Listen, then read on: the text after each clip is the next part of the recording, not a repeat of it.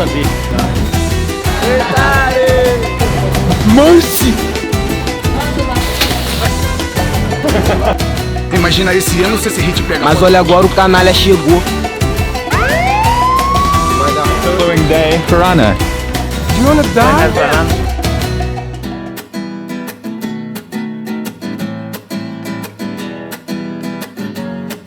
Good morning and welcome back to São Paulo here, biggest city in the southern hemisphere. Today we're leaving São Paulo. We're going to head up the coast towards Rio, but we're going to be stopping at like fishing settlements, things like that. But just before we go, I just flew the drone. We went closer to one of the biggest favelas in São Paulo, and we flew the drone over, and I think it's really interesting because you can see these super rich neighborhoods around with swimming pools and really kind of extravagant luxury apartments, and then next door you have the huge sprawl of favelas, which is, you know, informal housing. We'll get on the road and drive towards the coast. Really beautiful to be in Brazil. You can see the sky, sun is shining. Hey, we've come to the airport. We're picking up a rental car. We're heading south to a city on the coast, like a fishing, I think it's the main port of Brazil actually, so we're going to see who we can meet there. We're picking up a cute little rental car. My buddy Diego here, so let's go. We're heading towards Rio today, so we'll see how far we get. We might spend a night somewhere, but just going with the flow. Super cute.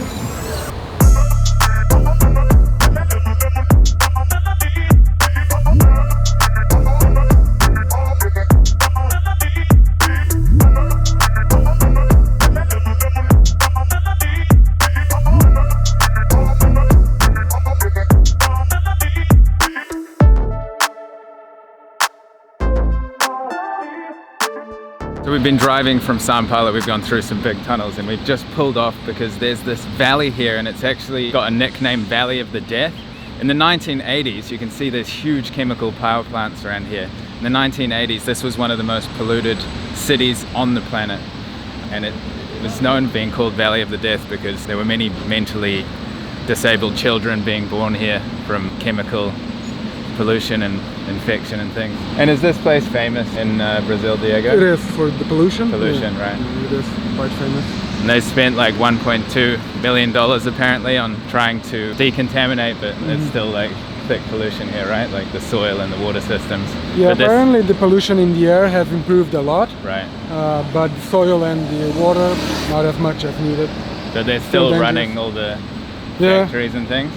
So in 1984, on the 25th of February, a huge explosion killed over 500 people here. Many young children were included in that number. It was said that the death count was actually much higher than 500 because so many bodies were essentially cremated in the explosion. So this is basically the Latin American Chernobyl, and it happened 2 years before Chernobyl happened in Ukraine. Approximately 9,000 people had set up makeshift homes on land that was owned by Petrobras, the company still operating in this area, owned by the government. Gas pipelines operated by Petrobras ran next to the slum. When workers opened the wrong pipeline on February 24th, 1984, highly combustible octane gas poured into the ditches of this neighborhood. Soon after midnight, an explosion was sparked. A fireball ripped through this favela. Some homes were literally thrown hundreds of feet into the air. Others were instantly incinerated. The temperature at the heat of the fireball was estimated at 1,800 degrees Fahrenheit. A day later, only 86 bodies had been recovered. None of the remains were children below the age of 7. Investigators later found that more than 300 children aged 3 to 6 had enrolled in a local school prior to the explosion, and that only 60 were known to be alive. Because entire families were wiped out, there was no one to report the children's death or disappearance. It was believed more than 500 were killed, possibly more. The place definitely had a strange air to it. You could feel it was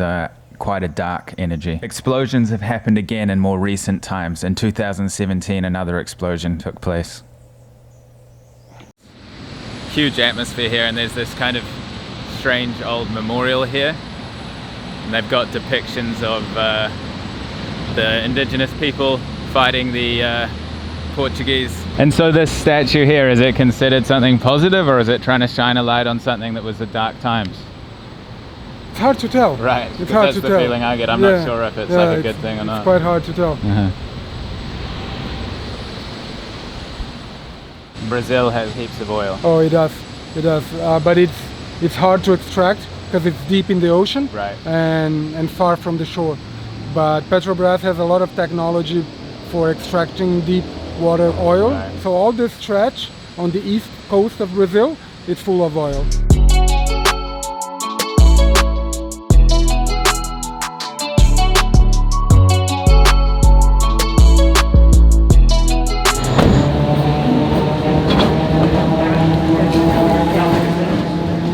So we've just arrived in Santos, which is actually you can see the port buildings behind me, some big cranes and then some older buildings there. And this is actually the largest port in the whole of Latin America, so it's quite a substantial landmark.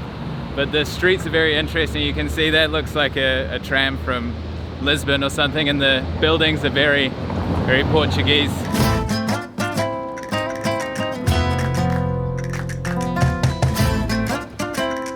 What are these eggs all about, Diego? They refer to two common expressions in Portuguese.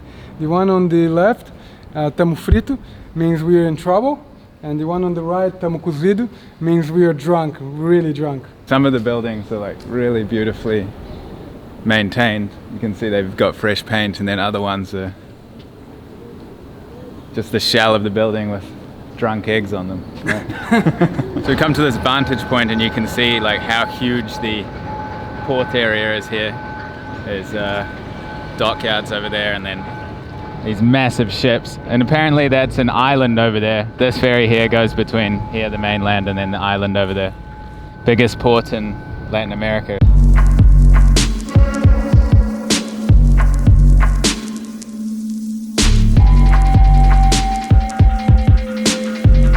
So this is the terminal of a huge orange juice company. Here Brazil is the largest producer or the largest exporter of orange juice. So these pipelines are flowing with orange juice to be exported. That's a lot of orange juice. Yeah, it is. And where does it mainly go? Europe, US? Mainly Europe, not US, because Florida in US, they grow a lot of orange, right? So they have like a non-trading kind of laws that... So there's like orange juice gangs, and then they're like, this is my turf and you can't sell orange juice here.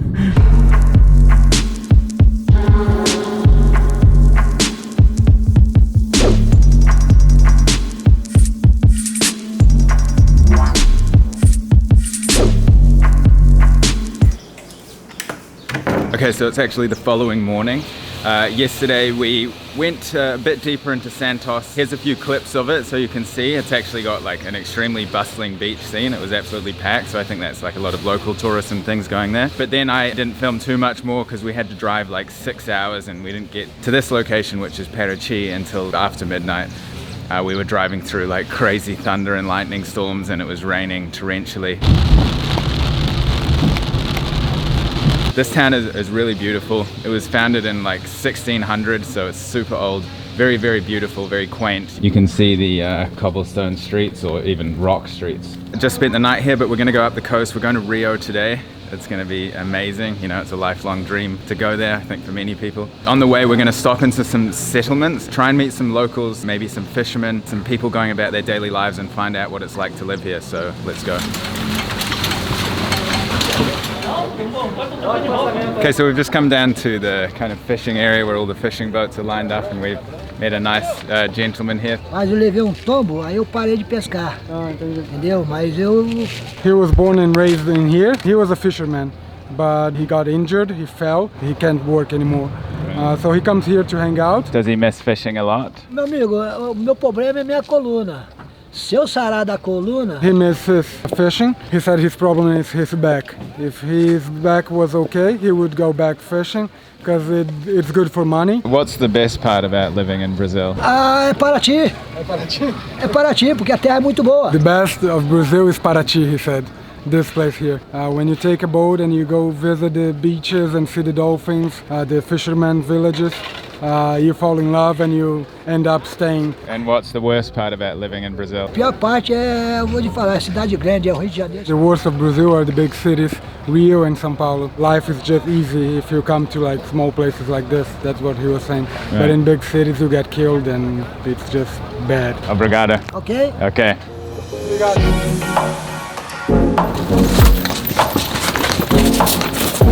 So Manuel, what are you doing today? Bom dia. Bom dia. Hoje eu tô cuidando do barco, né? That's his boat. He's finished fishing for today, Okay. and he's taking care of it. So he doesn't fish fish, he fishes shrimp. Shrimp. Yep. And did you catch many shrimp today? É pouco. Not so much. It's almost at the end of the season for shrimp. During the off season, they receive a benefit from the government. It's one minimum wage per month. Hoje dividiu, né? Tantos barcos. The quantity of shrimp is still the same. What has changed is the quantity of boats fishing. Are you happy and content in Paraty here? Pra mim é o melhor lugar do mundo. The best place in the world is here. Everything is so easy. He has access to everything because there are people from everywhere. So he meets people from all around the world here. Obrigado. Ok. Ciao. Valeu. He used to live in an island, but 40 years back he moved to the main city because he didn't have electric power there.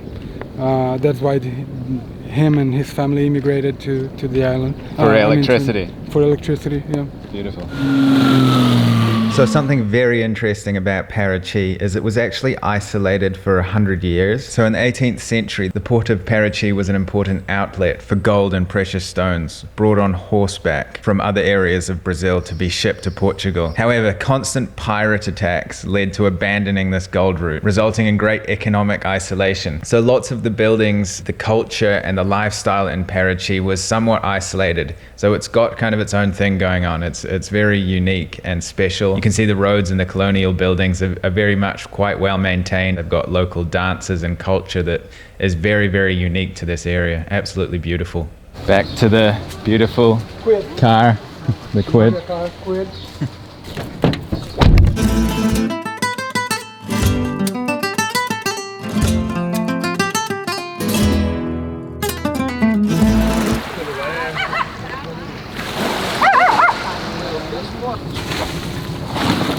So we've just pulled off the side of the highway on the way to Rio here, and we've stopped in this beautiful little bay area, like a quaint little kind of fishing village. So we're gonna meet some of the fishermen. So Carlos, what time did you start? Yesterday, 6 p.m. All night fishing. So he fishes shrimp as well, and he's selling over there. That's what they're doing over there. Yeah. Good catch? 250 kilos, so it was a good catch. He lives near Rio, the city. Okay. And he travels here to fish here.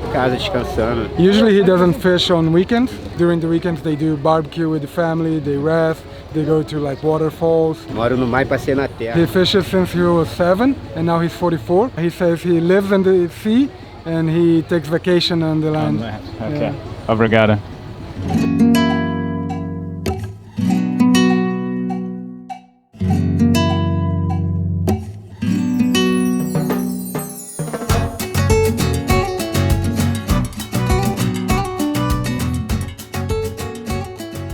Serge, is this your boat here? Não, não é meu não, meu tá dentro d'água. That's his boat over there, the blue and white one. He has had boats in multiple places. So you travel all around Brazil? Pescando e como caminhoneiro também. Before he was a truck driver, so he has traveled the entire Brazil as a truck driver and now as a fisherman. What's better, fishing or truck driving? Pô, eu gosto dos dois, mas ultimamente... He likes both, but lately the truck driving is not giving him much money, so he prefers the fishing right now. If you could say one thing to the world about Brazil, what would that be? Eu digo que o país em si é maravilhoso, mano. It's a wonderful country, it's a wonderful land. Some people are not that wonderful or not that nice, especially the politicians. Obrigado. Obrigado. Ciao. Falou, um abraço.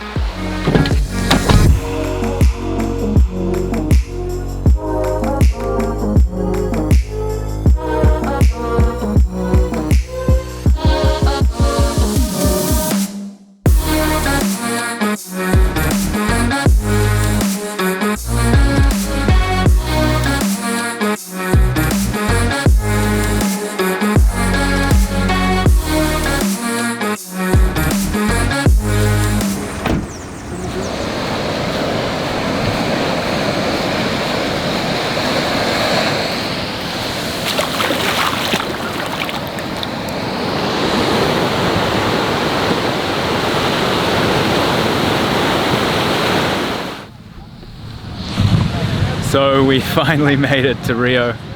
Here we are in Copacabana Beach, world famous. This city is something I wanted to see my entire life. Several hours later, after the fishing villages, we've arrived.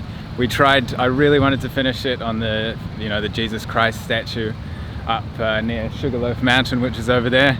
But we got there like 3 minutes after they closed the tram up to the top, so came here. It's not too bad, finishing the day here. Amazing driving from São Paulo to Rio, the two biggest cities in Brazil, meeting people along the way, seeing the different aspects. We saw nice parts of the country and then also the kind of more rugged parts like the power plants there and the chemical plants. I hope you enjoyed that video. In the next video we're going to be going into the favelas, actually, the famous Rio favelas, which is like I think the biggest in Latin America, one of the biggest in Latin America. And I was in Paraty in Caracas, Venezuela. That's also one of the biggest, but this is another bigger one, and this is probably the world famous favela. So it's going to be intense, but I hope you'll join me for that. And this country is insane. Driving into Rio, very like rugged on the outskirts, and then the closer you get to the insides, it's really nice and beautiful buildings and things. So here we are. Unbelievable, really. It's one of those places you always think of, and one day you'll get there. And that moment's happening right now. It's really quite beautiful. So I'm absolutely loving Brazil so far. I'm falling in love with it. It's only been a little while, but incredible. All right, guys, thank you so much for watching. And in case I don't see you, good afternoon, good evening, and good night from Copacabana Beach. Cheers, man. Cheers.